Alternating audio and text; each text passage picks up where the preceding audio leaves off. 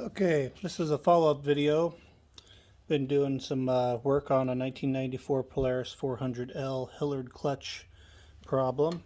In the previous video I was showing that this had a bent axle, and before I moved forward with the bent axle issue, if you jump back and look at the previous one, you'll see that I put this into operation where the axle was spinning, and you'll see that this whole assembly was ramping up to about here and stopping and then spinning with this inner star.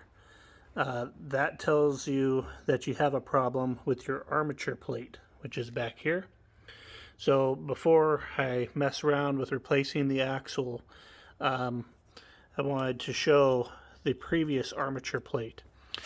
Now, this armature plate has to have a surface-to-surface interaction that makes it have friction so that this thing can't spin fast enough to allow this outer ring to move with the inner ring. This essentially needs to get stuck back here and hold this hub from rotating, which means it should crest all the way up and over these humps.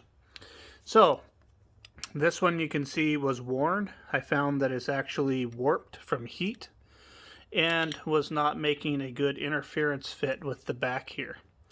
So once again, I double checked that I was dead flush with the inner ring and the outer ring. I'll pull this out so we can see that. Let me see the, yeah, let me pull that, sorry. Pull this forward. So this is part of the actual strut, this inner part.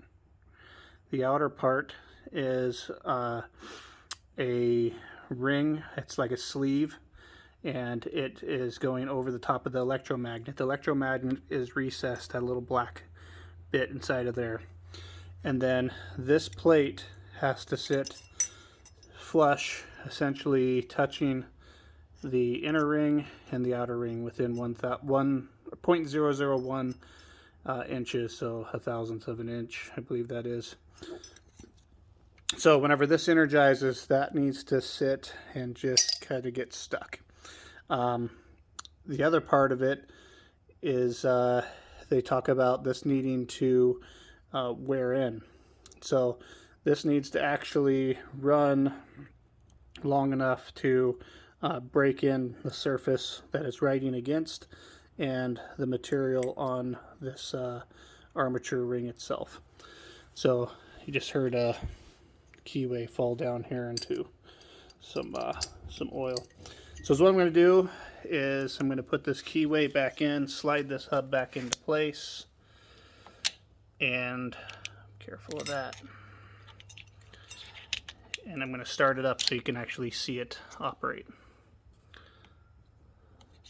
So that's a keyed shaft. I'm sliding it on. You want to make sure that these three rings engage in the hub, and then push the whole assembly back. I got a firm grip on the axle, making sure those bearings inside of there are seated. And now I want to make sure that this can still move by hand, which it can. That means that my tolerances are correct and everything here is ready to run. So right now, if you see, I can easily walk this back and forth. I'm going to turn on the magnet, and that's by having it in low range, key on, and the button pressed there. So I turn this key to on. See, it says all-wheel drive. That means the electromagnet should be engaged, and now it does not move freely. See how that's got resistance, and quite a bit. I'm having to physically twist that pretty hard to get it to work. And now I'm going to start it up, and you'll see what it should look like if you have enough magnetism for the armature ring to engage your four-wheel drive.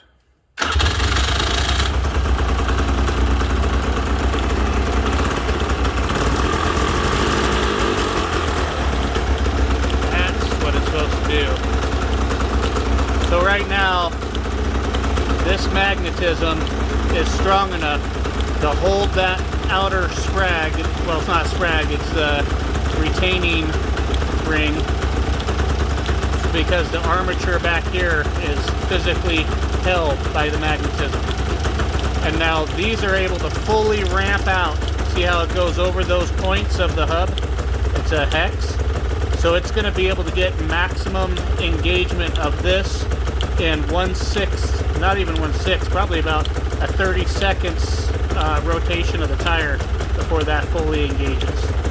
So before it was slipping, which I think was what was causing the heat on the previous rollers, and this ring back here had enough wear where it was giving it trouble. Anyways, before you reassemble, start your vehicle up, make sure that this inner star is able to rotate fully within the sprag, and if it can do this, then it will engage the four-wheel drive, and I'll show that when I'm done. Okay, here's the next part of this Polaris 400 Hillard clutch that we talked about. I got this torque down. These are new bearings, so I went heavy on the torque. I'm assuming that these are going to do some breaking in. Talked about having a hole drilled once you've established your torque on the nut to lock into this keyway. Since this is no longer a left-handed threaded axle, makes me a little concerned. I think part of the issue before, since this hub wasn't actually locking and it was sitting in here and spinning, it was trying to untwist this.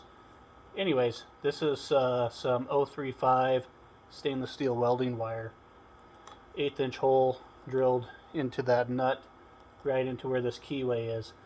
You can't see it, but there's already one in right here that I did the first one. Just wanted you to kind of see the second one.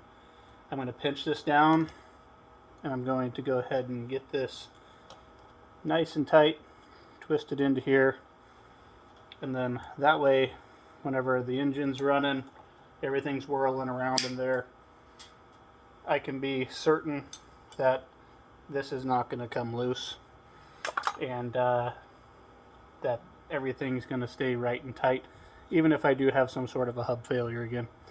So I'm going to start this up, and you'll see it whenever I click the button start functioning.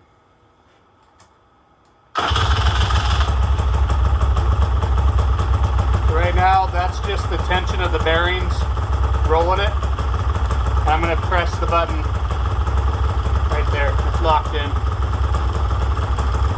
And because what's cool about these Hillards is you can see that it can freewheel, but it locks. That's how you're able to maintain steering going around corners. The outside tire is going to go faster, and it can freewheel going around a corner. But then whenever you go straight again, lose traction, or turn to the left with this left tire, it's going to lock. Now I'll reach up here, I'll unlock it, and you'll see that it's still locked until it gets a little tension relieved. Now it's freewheeling. So you see it doesn't take any wheel speed for this to work either. Before I was revving it up, wouldn't lock in, wouldn't lock in. Now it's sitting here at an idle, barely operating at all. Press that button, boom, it's locked in.